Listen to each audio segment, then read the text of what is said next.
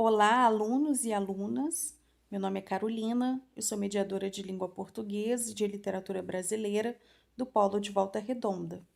Esta é a semana 20 e nós vamos para a nossa nona aula de literatura com o tema pré-modernismo. Antes de iniciarmos esse tema, vamos revisar o simbolismo.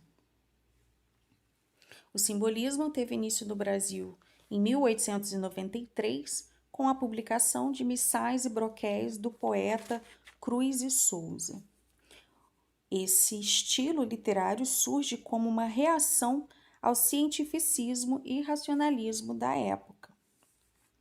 Tem como característica a realidade dicotômica, o desejo de transcendência, as expressões sensoriais, incluindo a sinestesia, o abstracionismo e a musicalidade. A subjetividade profunda presente nos textos simbolistas privilegia as emoções em lugar da razão. Agora vamos falar sobre o contexto histórico do pré-modernismo. Esse período, conhecido como Belle Époque, ocorreram diversas transformações sociais, políticas e culturais no Brasil, como a modernização da capital, que era o Rio de Janeiro, o crescimento das desigualdades sociais e o surgimento das primeiras favelas. Além disso, duas revoltas no Rio de Janeiro, como a Revolta da Vacina, a Revolta da Chibata e a Guerra de Canudos, na Bahia. As duas décadas iniciais do século XX foram marcadas pelas transformações modernizadoras nas principais regiões produtoras brasileiras, sobretudo na cidade do Rio de Janeiro, que era a capital do país. O pré-modernismo é caracterizado pela transição entre o antigo período da monarquia e os novos ideais republicanos de progresso, civilização e de modernização da capital. Seguindo os moldes europeus, foi nesse período que o Rio de Janeiro passou por diversas intervenções urbanas, como a construção da Avenida Central, hoje Avenida Rio Branco, a inauguração da Biblioteca Nacional, do Teatro Municipal e do Porto, a ampliação de ruas e de bairros cariocas, o aumento da circulação dos bondes, a criação de lojas, vitrines, cinemas e cafés ao estilo parisiense. Além das reformas urbanas e dos ideais de progresso, outros importantes acontecimentos, como a Revolta da Vacina e a da Chibata e a Guerra de Canudos na Bahia, marcaram o início do século XX. E diante de todas essas transformações, os intelectuais da época observaram e refletiram acerca dessa nova realidade social brasileira. As primeiras publicações desse período são Canaã, de Graça Aranha, e Os Sertões, de Euclides da Cunha. Outros escritores considerados pré-modernistas são Lima Barreto, Monteiro Lobato, Graça Aranha, João do Rio, Coelho Neto. Lima Barreto, nascido e criado no Rio de Janeiro, vivenciou mudanças sociais importantes durante o período de transição do século XIX para o XX, como a abolição da escravidão, a proclamação da República e o processo de modernização da cidade do Rio de Janeiro, executado pelo prefeito Pereira Passos. Lima Barreto foi um observador social atento a essas transformações da sociedade e às desigualdades sociais e raciais que afligiam a população brasileira. Publicou Triste Fim de Policarpo Quaresma, em folhetins em 1911, no Jornal do Comércio, no Rio de Janeiro, e em volume em 1915. O protagonista é o Major Policarpo Quaresma, defensor dos símbolos nacionais, apaixonado pelas modinhas e pelas rodas de viola, pelo campo e pelos ideais do Marechal Floriano. O livro retrata o nacionalismo utópico de Quaresma, considerado nosso Dom Quixote, no momento da história em que o Brasil ambicionava uma imagem semelhante aos padrões culturais e sociais europeus. Policarpo defende o tupi-guarani como uma verdadeira língua nacional e os costumes tupinambás como uma cultura originalmente brasileira. Segue um trecho de Triste Fim de Policarpo Quaresma. Policarpo era patriota. Desde moço, aí pelos 20 anos, o amor da pátria tomou-o todo inteiro. Não fora o amor comum, paurador e vazio. Fora um sentimento sério, grave e absorvente. Nada de ambições políticas ou administrativas. O que Quaresma pensou, ou melhor, o que o patriotismo fez pensar, foi num conhecimento inteiro do Brasil, levando-o a meditações sobre os seus recursos, para depois então apontar os remédios, as medidas progressivas com pleno conhecimento de causa. Então, nós observamos que esse romance apresenta o narrador em terceira pessoa e é ambientado no Rio de Janeiro. A linguagem se aproxima à linguagem do cotidiano. Há uma denúncia social, crítica às elites e ao autoritarismo da sociedade da época, uma visão pessimista e utópica que se confunde com o destino trágico do protagonista, bem como o do próprio autor Lima Barreto. Euclides da Cunha, nascido no Cantagalo, foi engenheiro, jornalista e escritor. Ainda muito jovem, ingressou na carreira militar, porém obteve maior êxito no meio da escrita. Em 1897, foi enviado à Bahia como jornalista correspondente de guerra. Nesse contexto, escreveu diversos relatos sobre a Guerra de Canudos ao jornal O Estado de São Paulo.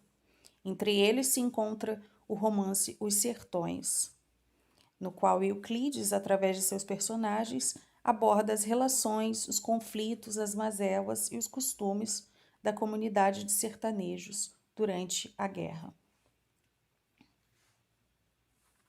Os Sertões apresenta a perspectiva de espectador de Euclides, que relata os últimos momentos da Guerra de Canudos, ocorrida no interior da Bahia em 1896 e 1897.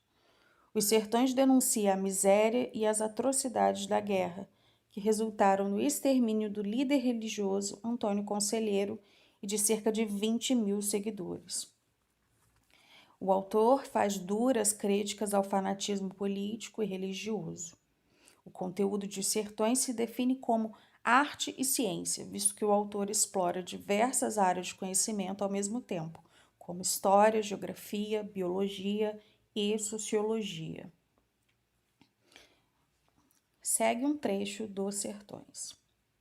O sertanejo é, antes de tudo, um forte. Não tem o raquitismo exaustivo dos mestiços neurastênicos do litoral. A sua aparência, entretanto, ao primeiro lance de vista, revela o contrário. Falta-lhe a plástica impecável, o desempenho, a estrutura corretíssima das organizações atléticas. É desgracioso, desengonçado, torto. Hércules Quasímodo reflete no aspecto a fealdade típica dos fracos. O andar sem firmeza, sem aprumo, quase gigante e sinuoso, aparenta a translação de membros desarticulados. É o homem permanentemente fatigado. Em Os Sertões, apresenta o determinismo, crença de que o homem é produto do meio, raça e contexto histórico. Há uma fusão entre a linguagem artística e a linguagem técnico-científica. Além disso, apresenta detalhismo, pessimismo e o regionalismo crítico, diferente do regionalismo romântico. Outro autor desse período foi Monteiro Lobato. Mundialmente conhecido por sua obra de literatura infantil juvenil, José Bento Renato Monteiro Lobato foi escritor, diretor e tradutor. Formado em Direito, atuou como funcionário público, até herdar uma fazenda do avô. Tornou-se fazendeiro e passou a escrever mais sobre o campo. Sob o impulso de memórias de infância e de seus ideais conservadores, Monteiro Lobato produziu um vasto repertório de livros para crianças, incluindo o popular Sítio do Pica-Pau Amarelo. Mas seu trabalho de maior prestígio foi a série Urupês. Urupês é uma coletânea de 14 contos cuja temática central é o cotidiano do personagem caboclo, tendo em vista suas crenças, as relações e os costumes. Essa obra surgiu do artigo Velha Praga, publicado no jornal O Estado de São Paulo. Nele, Lobato se queixava da seca e das constantes queimadas praticadas pelos caboclos. Urupês representa o caboclo como uma figura simplória, sem ambição e responsável pelo atraso do país. É nessa obra que aparece o famoso personagem Jeca Tatu. Segue um trecho de Urupês. Jeca não queria saber de nada. Trabalhar não era com ele. Perto morava um italiano já bastante arranjado, mas que ainda assim trabalhava o dia inteiro.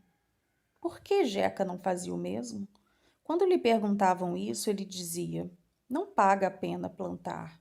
A formiga come tudo. Mas como é que seu vizinho italiano não tem formiga no sítio? É que ele mata. E por que você não faz o mesmo? Jeca coçava a cabeça, cuspia por entre os dentes e vinha sempre com a mesma história. Quá, não paga a pena. Além de preguiçoso, bêbado, e além de bêbado, idiota, era o que todos diziam. Em Urupês, temos as marcas de oralidade, né? A linguagem coloquial e a abundância de regionalismos e neologismos. O determinismo, que é a representação pejorativa do caboclo, na qual o fracasso do indivíduo se justifica pela sua origem. Também a presença de regionalismo crítico e as evidências ideológicas do poder oligárquico. Uma síntese sobre o período pré-modernismo. Temos, então, a ruptura com os valores parnasianos, linguagem informal, presença de regionalismos, neologismos, expressões do cotidiano. Há um maior destaque para produções em prosa e abundância de temáticas realísticas. Outra característica importante é o nacionalismo e o regionalismo. Esse nacionalismo denuncia as desigualdades sociais em diferentes contextos, críticas à sociedade e às estruturas de poder vigentes e as tentativas de mapear a identidade cultural do país. Aqui há um destaque para figuras importantes na construção da diversidade cultural brasileira, frequentemente marginalizadas, como os indígenas, os negros, caboclos, os sertanejos, imigrantes, e a presença do cientificismo, que é a difusão de pensamento teórico, filosóficos e uso de termos científicos. Por hoje é isso, pessoal. Espero que vocês tenham gostado e caso vocês tenham alguma dúvida, procurem o mediador do seu polo.